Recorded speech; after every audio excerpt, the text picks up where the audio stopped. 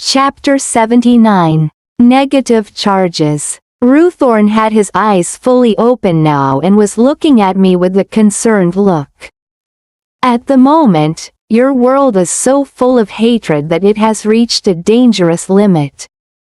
The higher beings who are carrying out their missions are very worried that total chaos will break out soon and that they won't be able to control the world's rotation anymore, he said. So, what exactly is happening in my world right now? I asked, feeling alarmed. A new world war has started, and your people are apparently divided into two sides. They're killing each other since both sides are supported by Vlad's descendants. This war has already caused millions of deaths.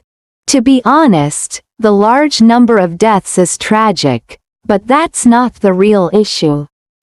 Even if more people were to die, the world would still continue to exist.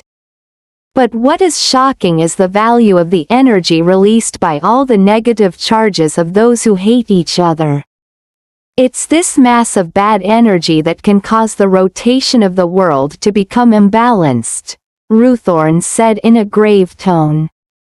How can this bad energy cause an imbalance of the world?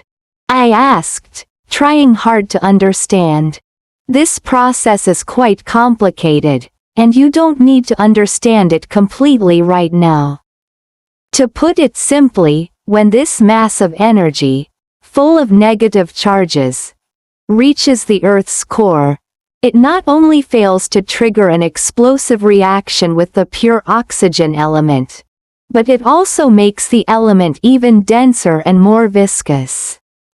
This density and viscosity will directly affect the rotation of the Earth in the future, but the immediate effect is that all of the remaining negative charges gather in the atmosphere, above the point where they are produced. This will result in the atmosphere becoming heavier, like a spinning ball that is covered in one spot with mud. The Earth would lose its balance and its rotation would slow down. Imagine it like a spinning top that is running out of momentum. It will toggle to the left and to the right until it finally falls down. The same phenomenon has already happened once in the history of your world. The rotation axis of the Earth suddenly changed, causing the magnetic poles to reverse, and as a result, everything on Earth was reversed too, including the seasons. As a consequence, countless lives were lost, causing some species to become extinct, said Ruthorn. I heard a similar story before, but this was about the mass weight of objects on the Earth's surface. For instance, when people blow up a mountain in order to mine stones and other elements as building materials, or when they construct a dam to manage the flow of water. But what you're saying is that this is now caused by the energy of all accumulated negative charges. That's a completely different story, isn't it? I pointed out. Actually, it's the exact same story, Ruthorn contradicted me. The point is that these two stories have different causes, and thus very different results. Your story is about a phenomenon with a physical aspect, while I was talking about the energy aspect. But in both stories, the effect is the same, and that has impacted the rotation rate of the Earth's axis. Master Ruthorn, I wonder if Vlad knows that the world, in which he is living in as well, will ultimately be destroyed if he continues with his plans? I asked. You have so many questions, my young friend, he said. However, this is an interesting question. Now, Vlad is now an old man without any power, and nobody pays any attention to him anymore. He now lives hidden away in an old castle deep in the forest. Before, he had hundreds of servants to take care of him, but now all his servants have left him, one after the other. Does he know what will happen if he continues with his actions? Well, he is very aware of the situations, and he has even tried to warn and stop his people who are dominating the world right now.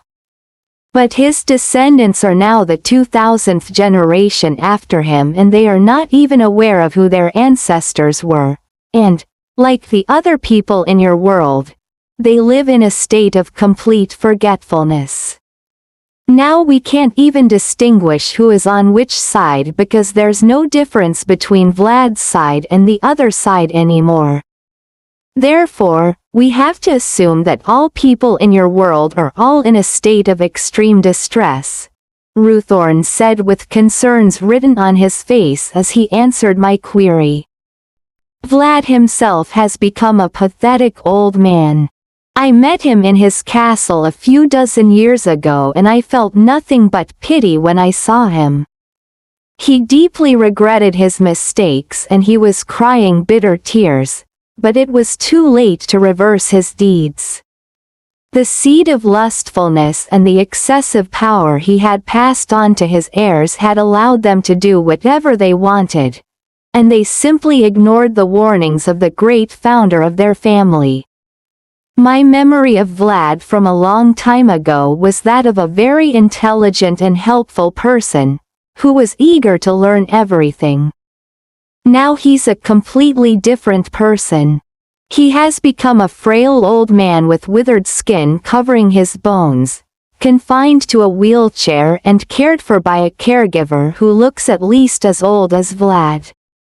When his caregiver is no longer around, that will be most tragic for him because then he will be all alone in his enormous castle.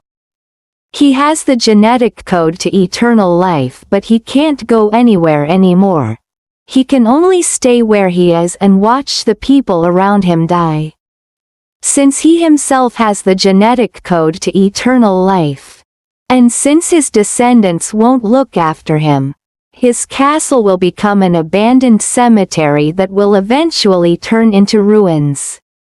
Confined to his crumbling castle and empire, Vlad will be condemned to watch these tragic changes with his still functioning eyes, an ironic curse added to his loneliness.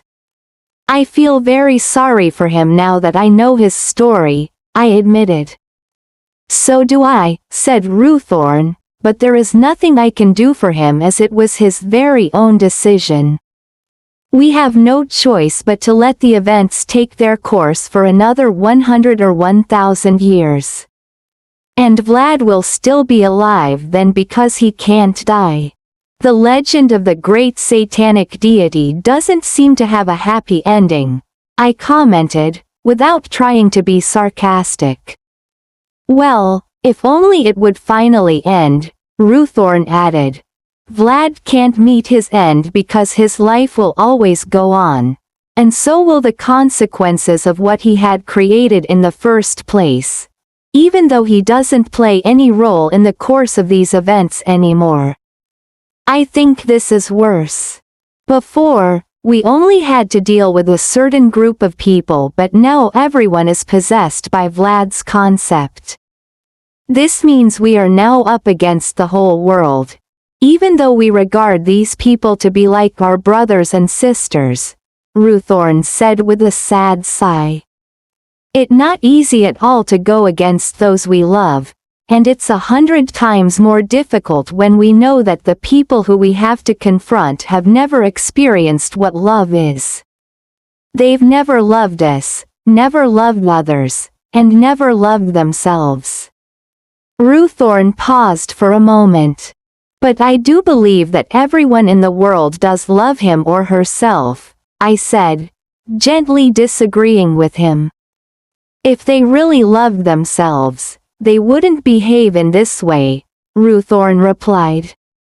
They wouldn't poison the air if they were more aware that they need it to breathe. They wouldn't pollute the water if they were more aware that they have to quench their thirst with it. And they wouldn't spray fruits and vegetables with poison if they were mindful that these sustain life. I'm talking about the most basic level of love that even the lowest species of animals are capable of giving, but sadly, the human beings aren't. Hearing Ruthorn say that made me feel ashamed for my fellow humans, so I changed the topic. I would like to know what your battle strategy is. Ruthorn didn't answer immediately but stayed thoughtfully silent for a moment. We are not calling it a battle because our goal is not to launch physical attacks and gain power over them. I prefer to call it a plan to readjust the consciousness of the people in the world. Victory for us means the accomplishment of making them change their minds and feel love, he finally said. This is one part of the plan that I can reveal to you. We are trying to accelerate the reactions in order to awaken a sense of love among the humans, by taking certain actions that will create terror in order to encourage and mobilize all of them to jointly take actions. In the past, our strategy was to gather people in one location and encourage them to all collectively send out love frequencies to the universe and to the Earth's core at the same time, by praying, or singing songs that preach love, or listening to speeches that motivate them to show their love for each other.